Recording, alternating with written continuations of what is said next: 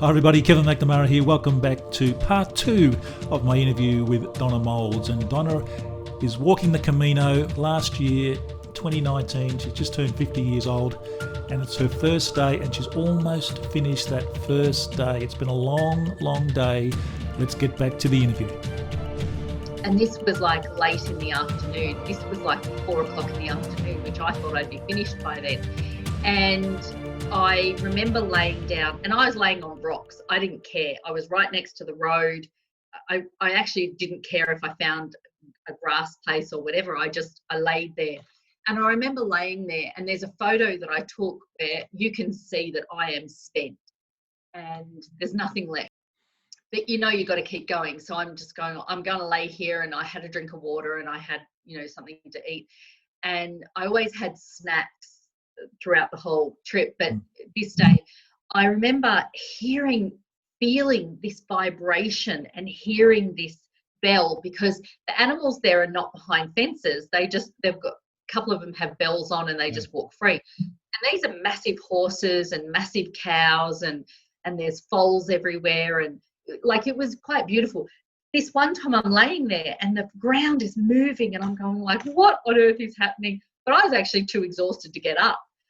And next minute up this hill came all of and you're talking 20, 30 horses with their foals. Wow. Ran up this hill onto the road where I was. They actually stayed on the opposite side of the road, except for this one main horse with the bell.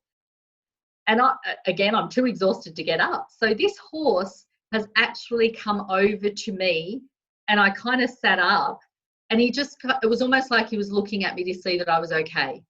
And he then just went across the other side back to where all the other horses were walking up, because they were just crossing over paddocks, which meant crossing the road. That just gave me such an amazing feeling that I then got up and could go again. And so off you go.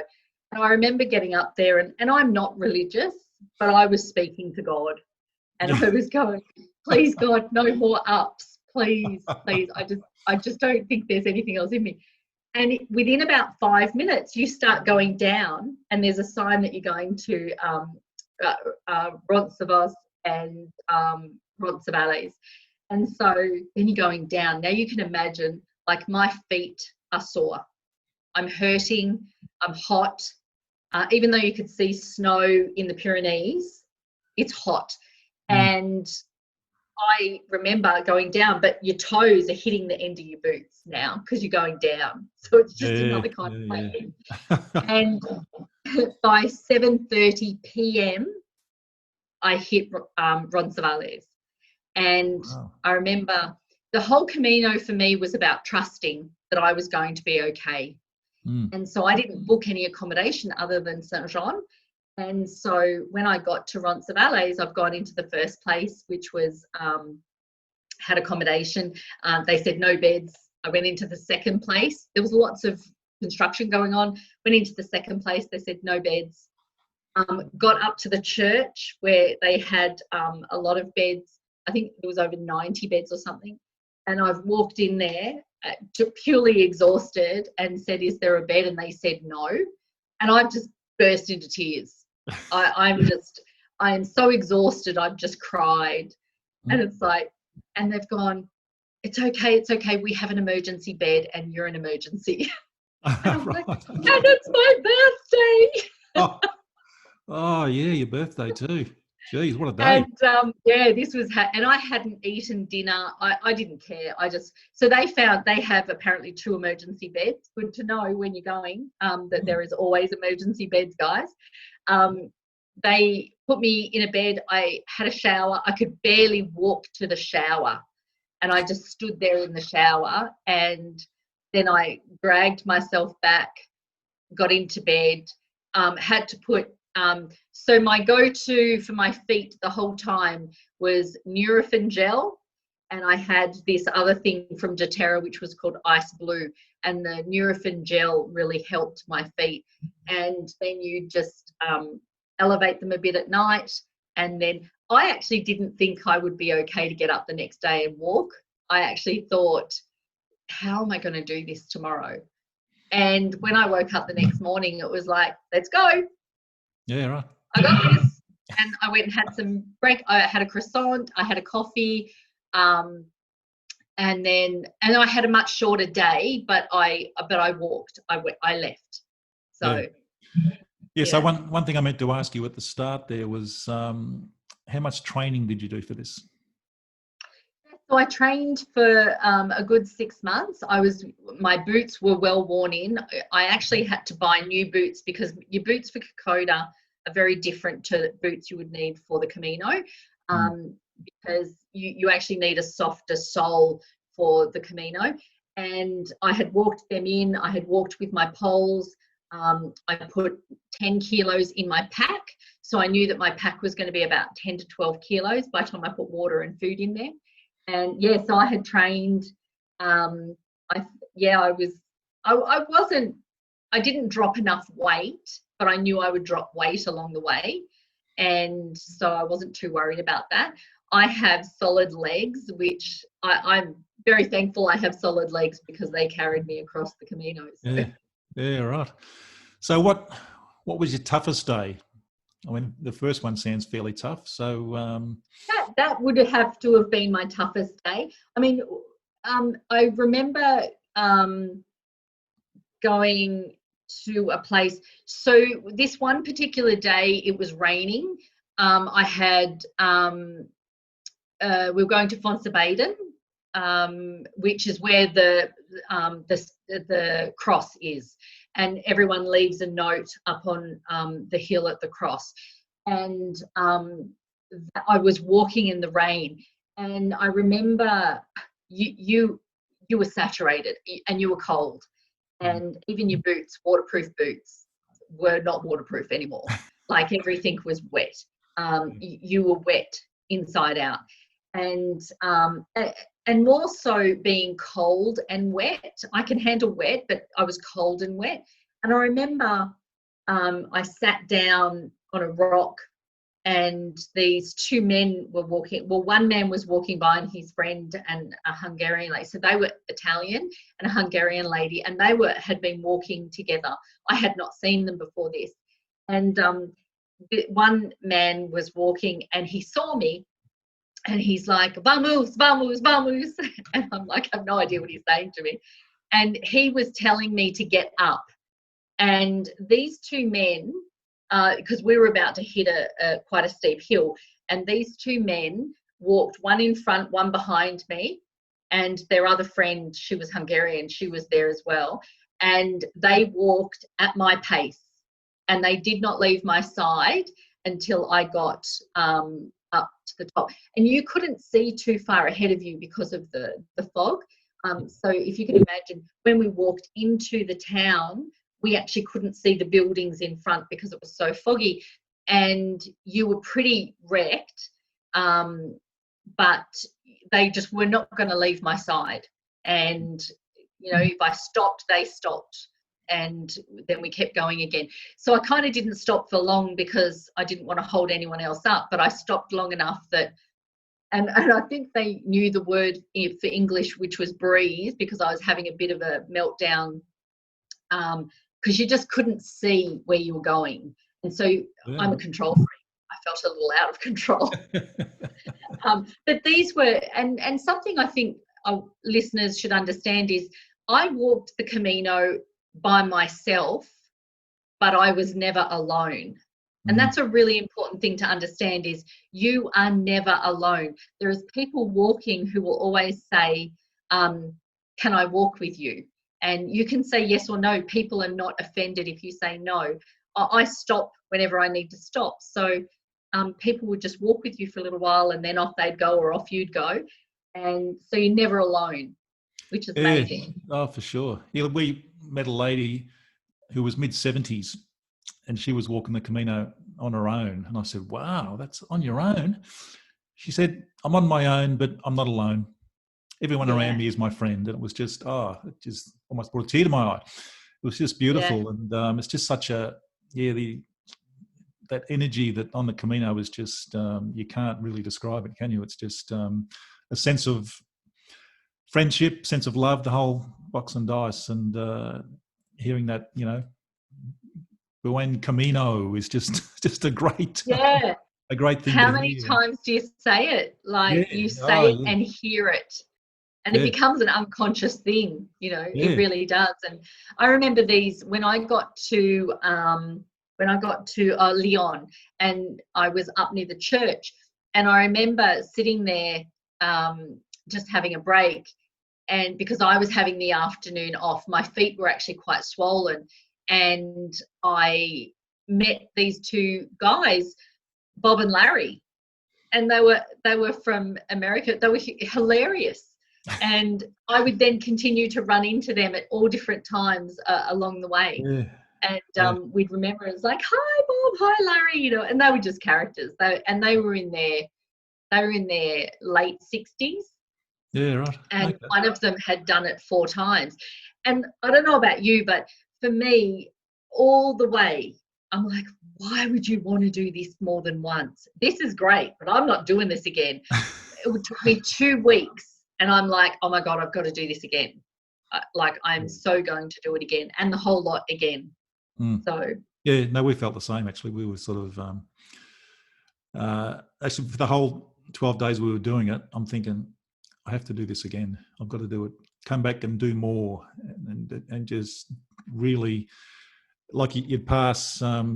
One of my favourite parts was we came into this little town or little, not really a town. What would you call it? Little township. And here's this lady with this sign up saying free hugs.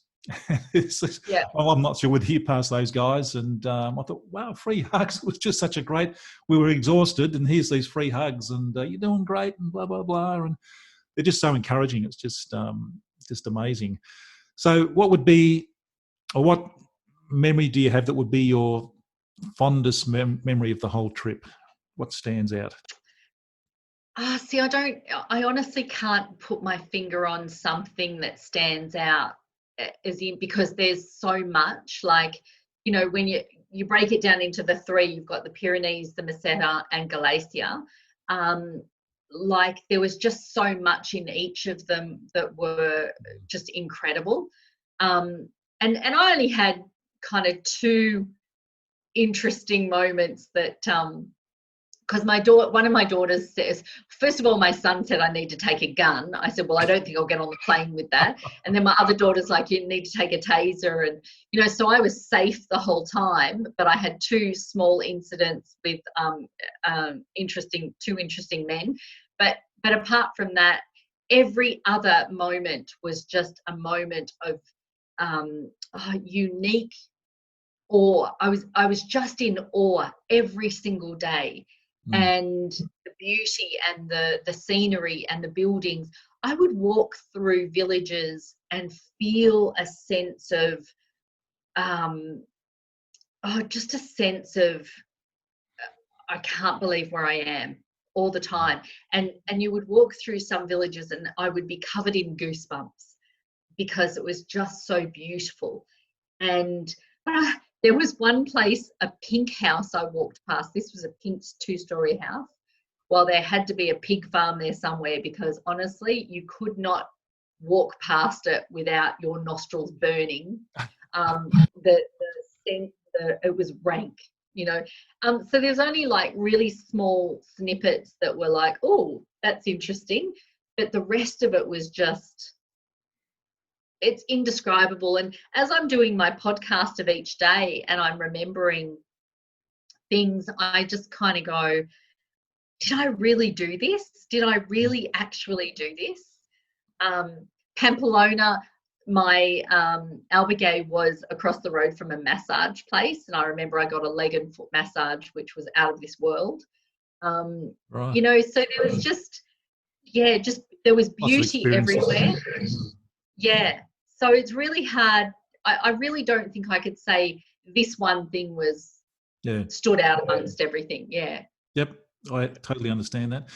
So the last day you're walking into Santiago, what's your feeling there?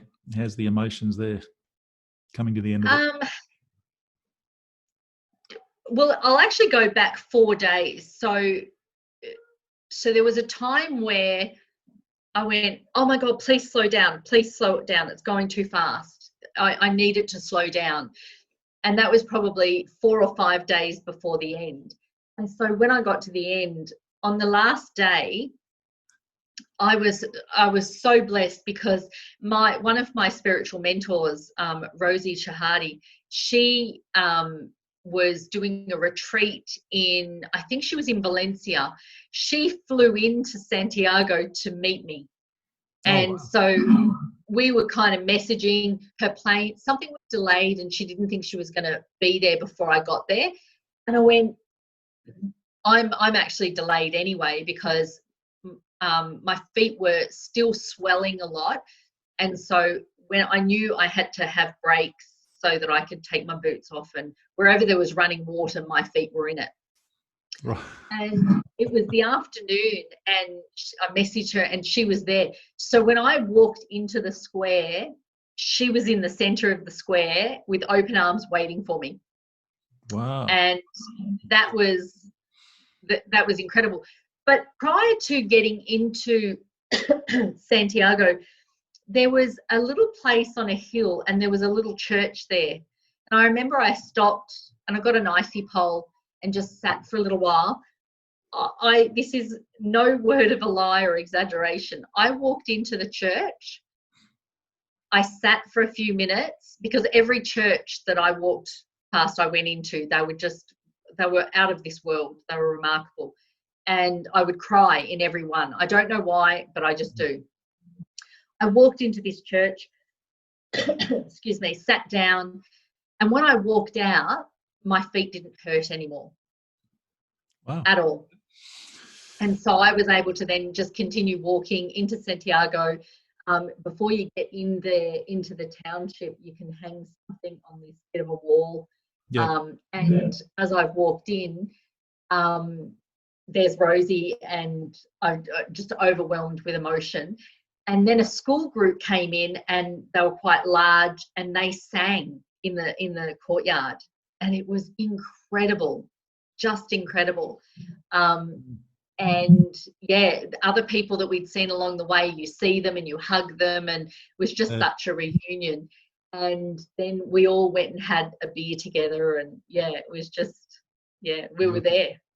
Yeah, oh, it's amazing, isn't it? Just walking in there and the history and the whole box and dice. And I think one of our memories was walking down that last little bit of the one of the streets there before you go into the square there, and there's this sort of, it's like a band, all these guys just playing musical instruments and singing and giving you high fives as you're walking through. It was just a very emotional experience, just amazing. So it's a beautiful thing, and I encourage anybody listening to definitely, if you're looking for a challenge, you're looking for something to sort of change your life, then go and do this. And talking of that, they say that, you know, you start the Camino as one person, you come out the other end as a totally different person. Did you find that? Yeah. And look, so I walked until I got into the square on the 3rd of July. And it was really interesting because on the 1st of July, I had a call with my mum and dad. And I remember where I was walking, and my dad got on the FaceTime call, which was unusual, and he was upset. And so my grandmother had passed away. And I think that I was more upset by seeing my father upset. He couldn't really speak because, you know, his mother had passed. And whilst they didn't have a close relationship, they're still mother and son.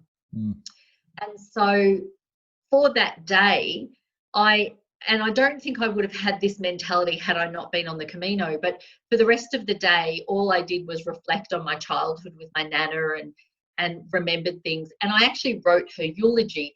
And I remember before lunchtime messaging my dad saying, would it be okay if I speak at Nana's funeral? Because they said that they will wait till I return and then they'll have the funeral. And he said yes. And so I sat down at different places and wrote her eulogy, which was really beautiful because I was able to reflect as I walked. And, you know, I had a bit of a cry, but it was really happy tears, because I believe that when an elderly person passes, they've had their life. I actually can reconcile that, because they've had a good life and they're now going to the other side. And so I did that, and I remember going into this church, and I actually asked them if they would say a blessing for my Nana. And so in the eulogy was Nana's name was mentioned in Spain and this village and in this church, and they said a blessing for her. Now, that would never have happened had I not walked the Camino. So I'm a very different person in the sense that the little stuff really doesn't matter. Like, people get so uptight about little stuff, and I understand that's big stuff to them if it is, but it's not to me. And I just have a different calmness about me, and also a different perspective of human behaviour, considering what I'd been through. I did a lot of forgiveness because I don't want to carry that anger. So it enabled me to, as I said before, walk off the shit, but also forgive others' behaviours and really reconcile that people are doing the best that they can do with the resources they have. So it enables you to let it go. And I have a different sense of love for myself, you know, so yeah. Wow, that's beautiful. Yeah, look, it definitely, like, we only did a third of what you did, but it changed our life. We just loved the adventure of the whole thing. And we had a week in Madrid beforehand. Then we did the Camino. Then we had a week in Barcelona. And the best trip ever for us. That's our favourite trip ever. And we want to go back and do it again, and maybe do the Portugal side maybe, or we'll see what happens. But there's all different types of walks you can do on the Camino, and different starting places and that kind of thing. And so how would you sum it up in, say, one sentence, your experience? How can I explain it? When you think about it, what comes to your mind whenever you think about that amazing walk you did? If I was talking to myself, Donna, you are an amazing, resilient woman with strength beyond what you thought was possible. And, that's why that's part of why my book is called Resilience Beyond Contemplation, because we are all resilient. And I guess when people, that was my sentence, by the way, but I guess when people are going through adversity, I, of all people, can remind them that we are stronger than we think. And I think that really holds a lot of validity for me. Yeah, for sure. And look, I could talk about the Camino all day. It's just, I just loved it so much. I do have to ask you a question though. Did you have a croissant on the Camino? Yes. And were they not the most mouth-watering croissants you've ever tasted in your life? Oh, totally. And I mean, probably my favourite food on the Camino was, well, food and drink, was the bread and the wine they'd bring out at each meal. Because we're not wine drinkers, but in Spain we are, because it is just, the red wine there is just so delicious, and the bread and the pasta and the soup. I don't say this correctly, but what about the paella? Oh, yeah. Paella. Did you have one of those made? Yeah, we did, yeah, towards the end. It took us a while to get the courage to actually have one, but we did towards the end. It was just delicious. A seafood one I had, it was just, really nice. Yeah, the food. Yeah. So I had my first one at an albergue, and they were cooking it from early in the day and that night, and there was about 20 of us. And I think, I don't know if you would agree, but the communal dinners were truly magnificent. Yep. Just connecting with people and listening to other people's stories. But we had, some call it paella, some call it paella, but this was a seafood one, and it was in this massive pot. They're huge, aren't they? The pots are just enormous. Yeah, it was divine. Oh, I just loved it, yeah. Now, I guess the final question I would ask you, if you could go back, and this has nothing to do with the Camino, but it's a question I like to ask people. If you could go back in time and find the 20-year-old Donna, what advice would you give to your 20-year-old self? The advice I would give to my 20-year-old self is to love myself, put myself first, put my oxygen mask on first, because I understand that so much more now. And again, even Joy and yourself said this, listen to my intuition. I have amazing intuition, and it's taken me a long time to understand what my intuition is and what it's telling me. So yeah, certainly love myself, put myself first, because I would have been a better mother had I put myself first. But I didn't know to do that. I thought you had to put everyone else first because that's what I was taught. No disrespect to my mum, that's what she was probably taught too. But yeah, certainly put myself first, love myself. I am enough. Oh, absolutely. Yeah. Now, if people want to contact you, how can they get in contact with you as far as your podcasts and anything online? What would you like to share? So I have a couple of pages, but the Resilience Movement is my Facebook page, and also the Resilience Movement is my podcast. But if anyone wants to know anything, you can find Donna Moulds on Facebook. You'll see me. You'll see lots of things, especially about my grandson and what we're doing. And you can message me there, and we can get in touch. And so I just think that the Resilience Movement is just me being able to help people become more resilient in life. Beautiful. And you mentioned you've written a book, or you're writing a book? I'm writing a book. It's been on the go for a while. There's been lots of things that it hasn't been the highest priority. So I'm writing a book called Resilience Beyond Contemplation, and that's really about part of my life, but also tools, really helping people discover their own tools for what helps them. But like I was talking about with Joy and yourself about meditation and looking after yourself, that self-care. We have one life, we have one body, we have one mind, and we really need to look after that. So once I finish writing the book, I've got 12 chapters laid out, and I'm kind of probably halfway there. So let's hope I can get it published by the end of this year. Fantastic.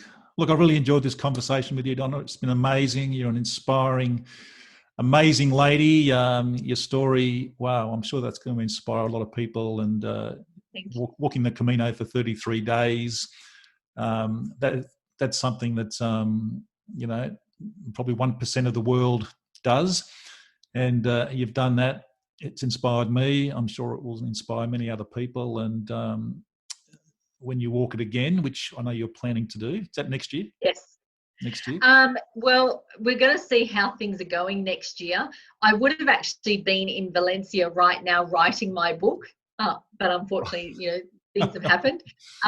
So I plan to go over there and actually spend 3 months and write, and because I just find that whole place so inspirational. Yeah. Fantastic. Look, thanks for coming on. Really appreciate that. Like I say, you're a very inspiring lady, and you will inspire many other people, and look forward to having you on the show again sometime soon. Awesome. We'd love to. More of your adventures. Yeah. We can talk about Kokoda. Yeah, absolutely. Good on you, Donna. Thanks for that. Really appreciate it. Thank you. Bye. Well, how inspiring is Donna Moulds, and what an amazing story, just walking the Camino on her own, 33 days, over 1,000 kilometres, didn't book any accommodation, just rocked up and just found some accommodation, really getting out of her comfort zone. That's what life is all about, no doubt. Don't forget, check out Donna's, there's a link below to her podcast, The Resilience Movement, well worth having a look at that. Check out turmericheals.com. There's also another couple of links down below there that are well worth having a look at. Thanks for listening, guys. Really appreciate that. It was a fantastic story, and there's more of those to come. So don't forget to subscribe. Thanks again for listening. I'll see you on the next podcast. Bye-bye.